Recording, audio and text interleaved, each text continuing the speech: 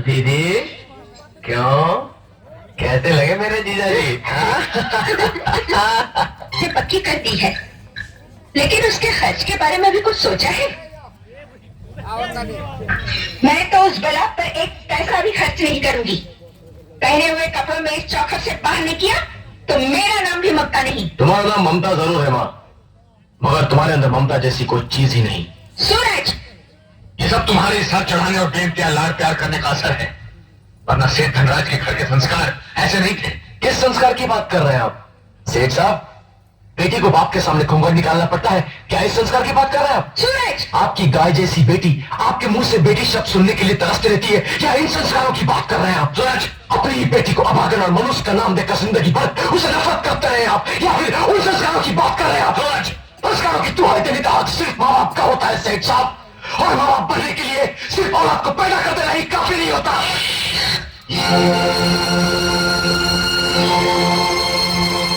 जाते कहा है सेठ साहब, रुकिए। सिर्फ थप्पड़ मार देने से आपकी जिम्मेदारियां खत्म नहीं हो जाती। मैं अपनी बहन की शादी के लिए आपसे चेक साइन करवाने लाया हूं।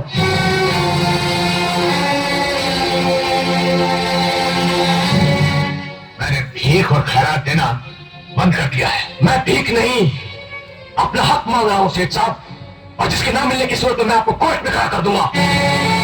तू मुझे कोर्ट में खड़ा करेगा? मुझे, सेठ धनराज को? हाँ, सेठ धनराज को। मैं अपनी बहन की खुशी के लिए कुछ भी कर सकता हूं। तुम्हें ठीक है, मैं चेक भी कोर्ट में ही साइन करूंगा। कैसी बातें कर रहे हैं आप? कम से कम अपनी इज्जत का तो ख्याल कीजिए।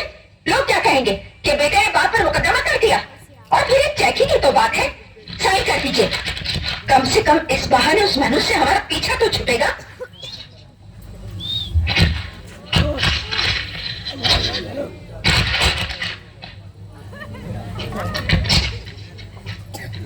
ये ले, मगर इतना याद रखना, आज के बाद तुझे मेरी दौलत में से फूटी कौड़ी भी नहीं मिलेगी। थूकता हूं मैं आपकी दौलत पर, थूकता हूं मैं।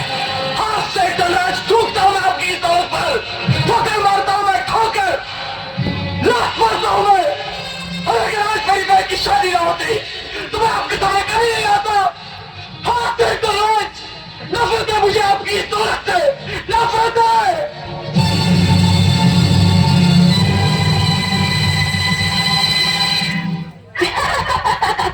फौजी मिला है 12 बोर की बंदूक वाला, सारी रात शिकार करेगा इस सोने की हिरनी का।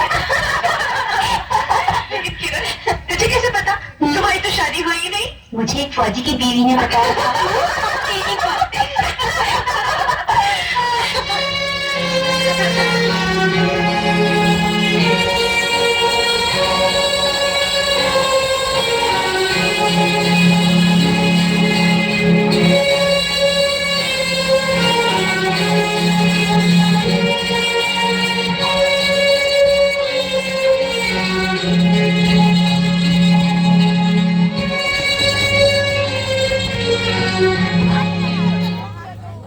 बाबूजी,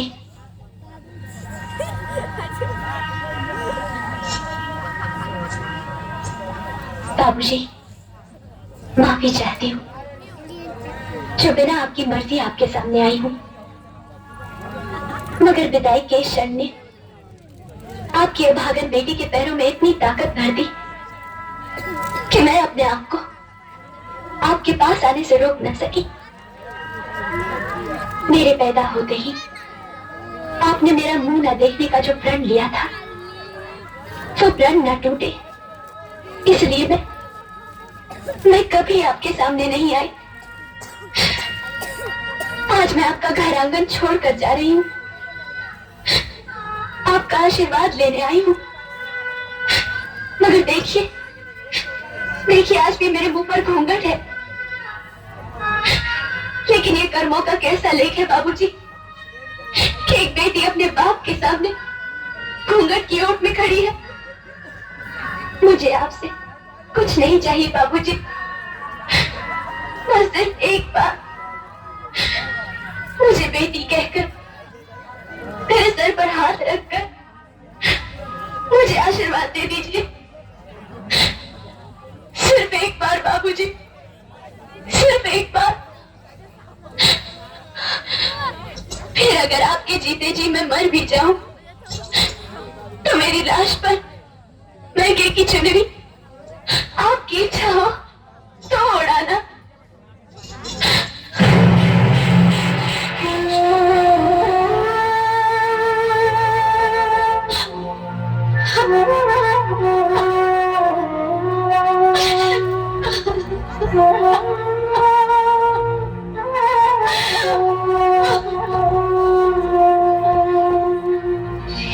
तू इस कंगाल करोड़पति से क्या मांग रही है दीदी?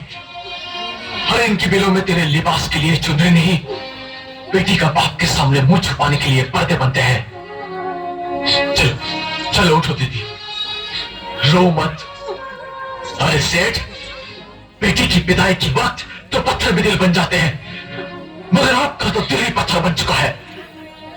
लोग तो औरों की बेटी का कन्यादान करके पुण्य कमाते हैं, पर आपके भाग्य में तो अपनी खुद की बेटी का कन्यादान नसीब नहीं। चलो दीदी, आज तक मैंने तुम्हारे भाई होने का फर्ज निभाया है, पर अब बाप होने का फर्ज भी मैं निभाऊंगा। हाँ दीदी, मैं ही तुम्हें विदा करूंगा। चलो।